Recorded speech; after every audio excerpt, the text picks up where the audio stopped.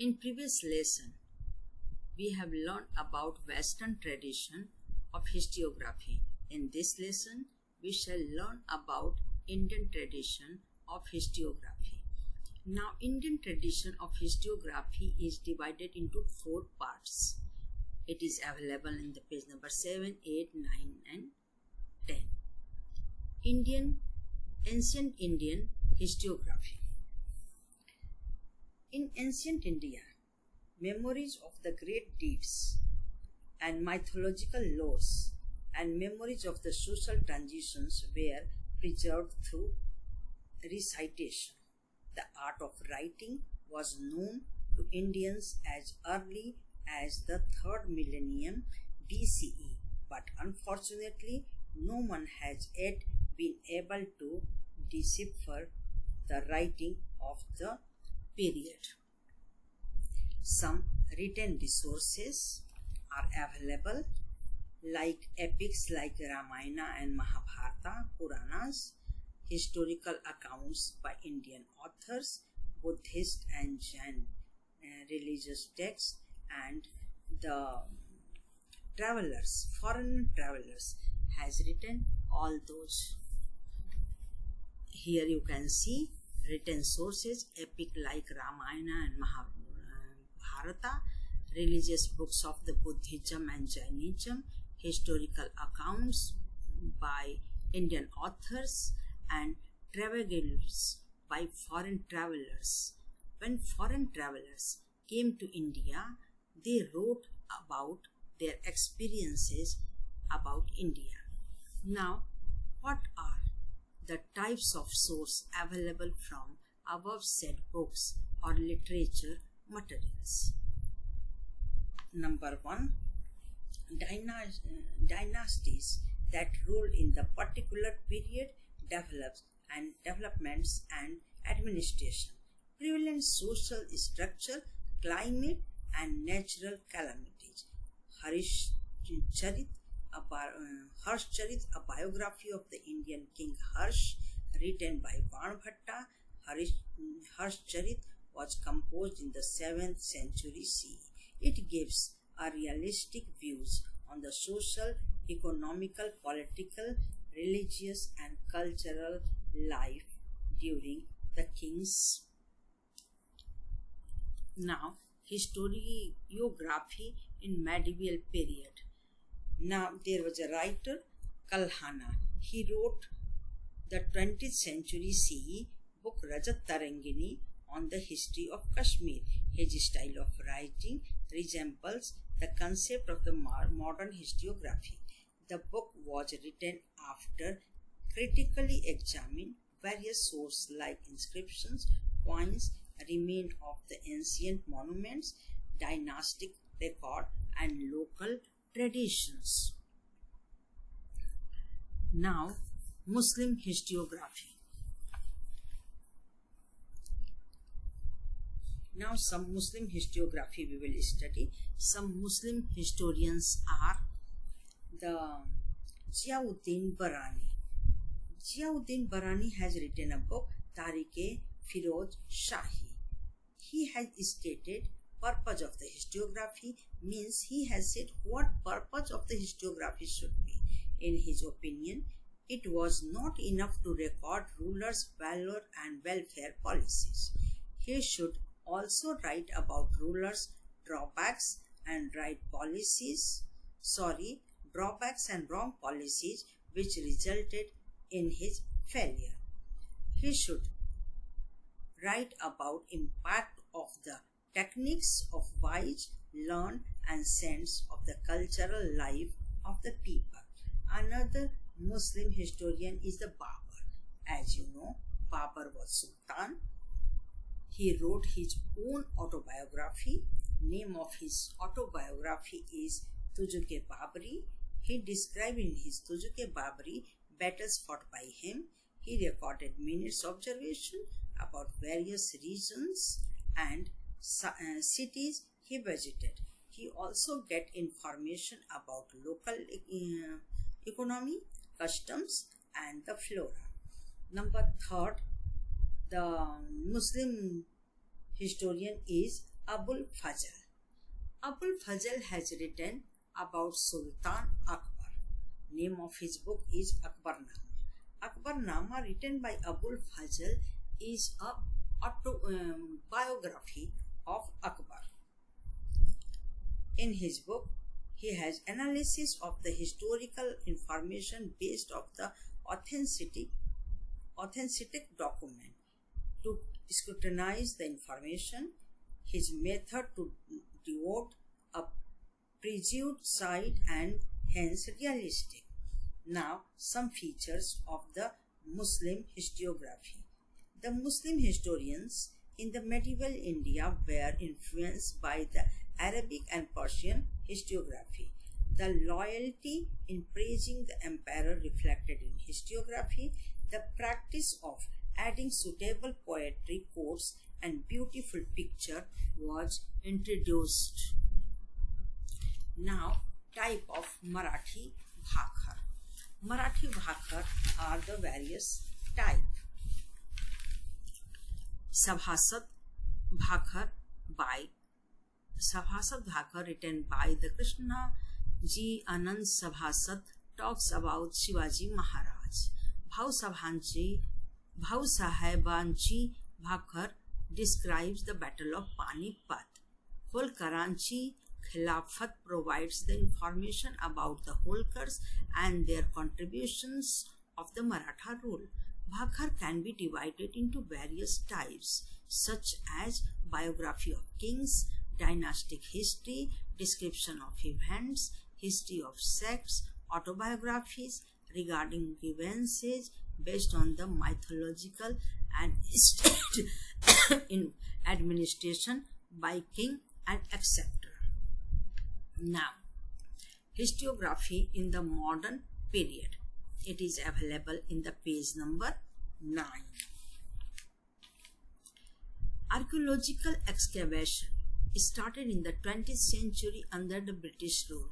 Some British officers who wrote about the Indian history are Sir Alexander Cunningham, Sir John Marshall, James Mill, Monstott, Grandduff, Cornelia Todd, William Wilson Hunter. Let's study from the Sir Alexander Cunningham. Sir Alexander Cunningham was the first Director General of the Archaeological Survey of India. A number of ancient sites were excavated under him. Sites mentioned in the Buddhist texts were selected from the excavation and research. Number 2 historian, Sir John Marshall. He has discovered Harappan civilization. He proved that Indian civilization dated back to 3rd millennium BCE. Number 3rd, modern British officer who has written a book, James Mill, and name of his book is History of the British India. The first book written on the Indian history by the British historian. In 3 volumes this book is and published in 1817. It lacked objectivity. Monstott, name of his book is The History of India. He was the governor of Mumbai. He was the governor of Bombay. Now it is Mumbai. And his book published in 1841. The next historian, who was also British officer, Grandduff. He has written a book named A History of Marathas. It is published in 3 volumes. It shows inclination towards the condemning Indian culture and history. The next British officer, Cornelia Todd, Todd's Annals of Rajasthan. He wrote History of Rajasthan. He had a condemning attitude towards Indians. Number 7, William Wilson Hunter. A Brief History of India, a book he has written. He wrote 2 volumes on the Indian history. It shows somewhat important treatment of the history. Now, Indian historiography, various ideological framework. It is available on the page number 10. It is basically divided into colonial historiography, orientalistic historiography, nationalistic historiography, and feminist historiography. Colonial, orientalistic, nationalistic, and feminist. Now let's start colonial. Colonial historiography. Colonial historiography is written by British officers and Christian missionaries. Their writing reflected their view that Indian culture has negligible importance. They ridiculed the Indian culture as backward and undeveloped. Their writing justified colonial rule. That's why it is called colonial historiography. The 5-volume of the Cambridge History of the India published between 1922 to 1937 CE are the examples of the colonial historiography. Now next is orientalistic historiography. Many European historians who had curiosity about the countries in the East were known as the orientalistic. A comparative study of the Sanskrit and some of the European languages was conducted by the orientalists. Their studies resulted in a perception that an Indian language could be mother of all Indo-European language. Here we will study about orientalistic historians, and they are Sir William John, Frederick Max Muller, and Edward Said. Now let's start with the Sir William John.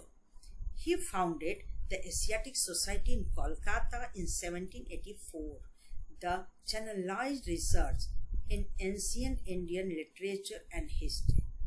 Now number 2 is the Frederick Max Muller. He was deeply interested in Sanskrit language and literature. He translated Sanskrit text of the Hippopotamus in German. He published 50 volumes of the Sacred Book of East. He compiled Rig Veda in 6 volumes.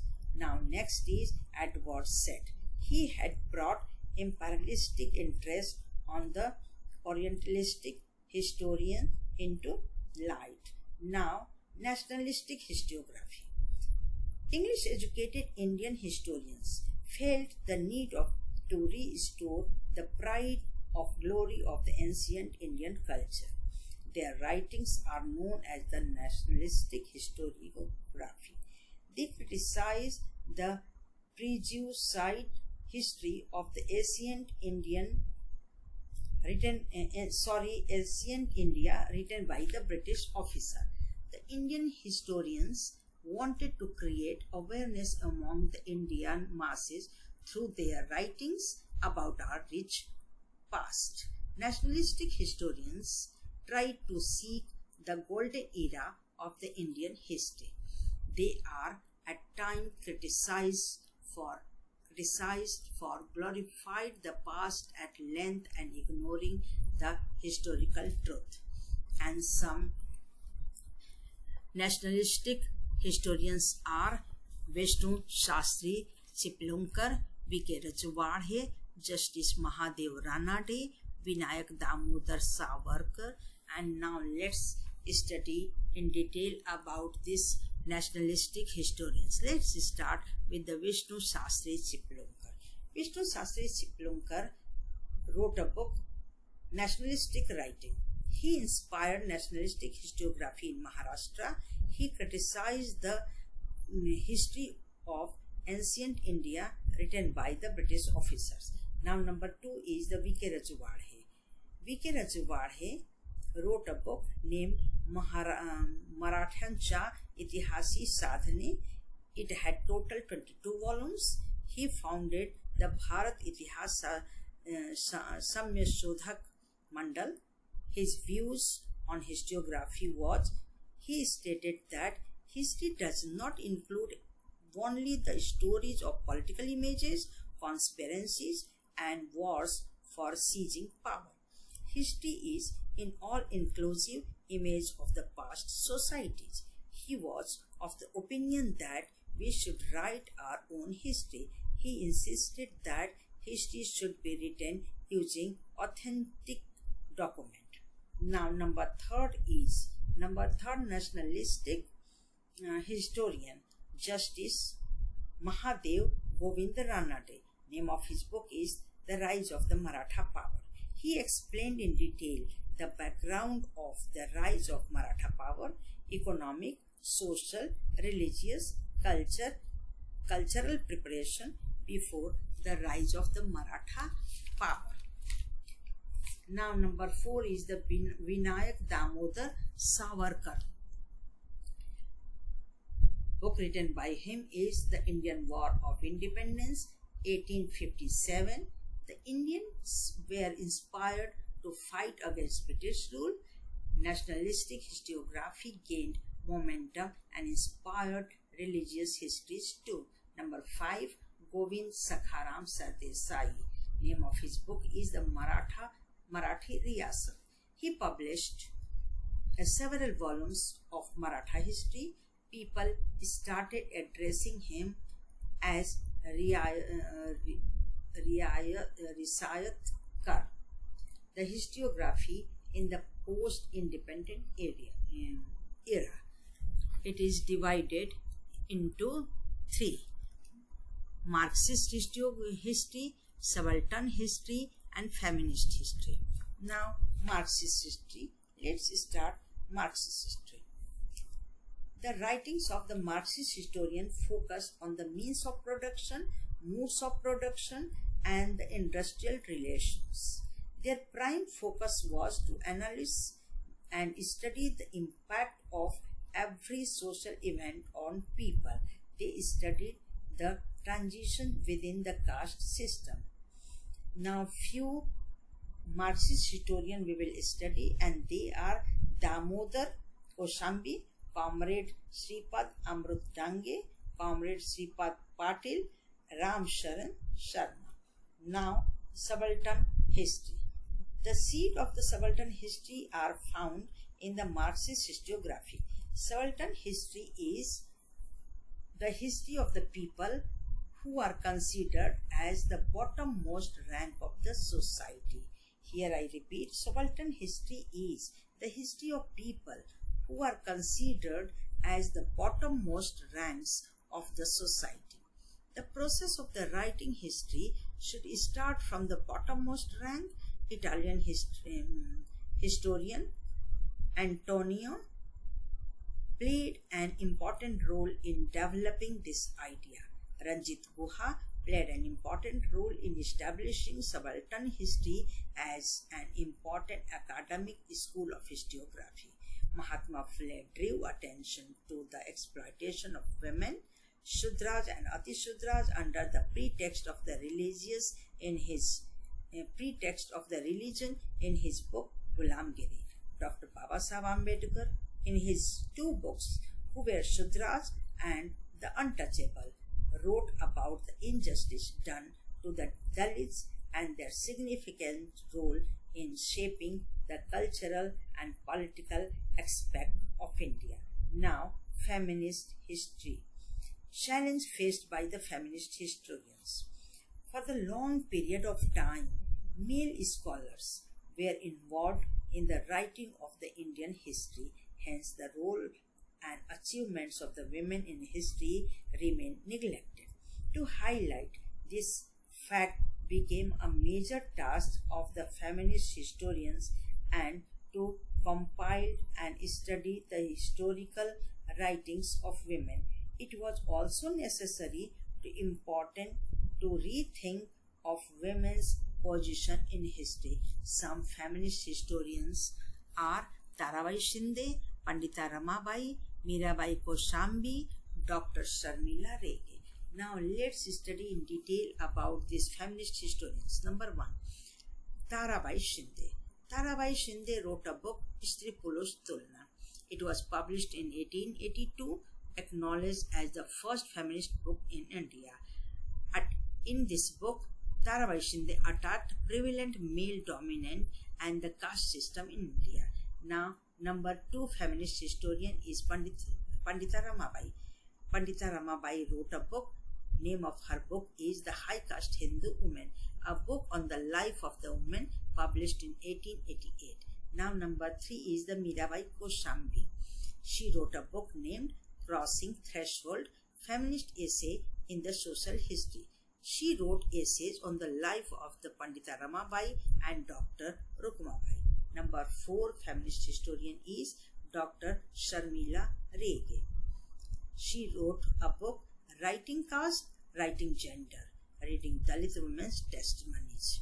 The book written by Dr. Sharmila Rege contains essays on the autobiographies of the Dalit women. This is all about the lesson Historiography, Indian Tradition. Here this lesson ends. Now I will send question answers. If you will read the textbook, this whole lesson thoroughly, the video I have sent, you will see this and you will listen this, then I am sure you will be able to solve all the question answer easily yourself. Now tell me how was my explanation and any improvement I should do. Thank you so much all my dear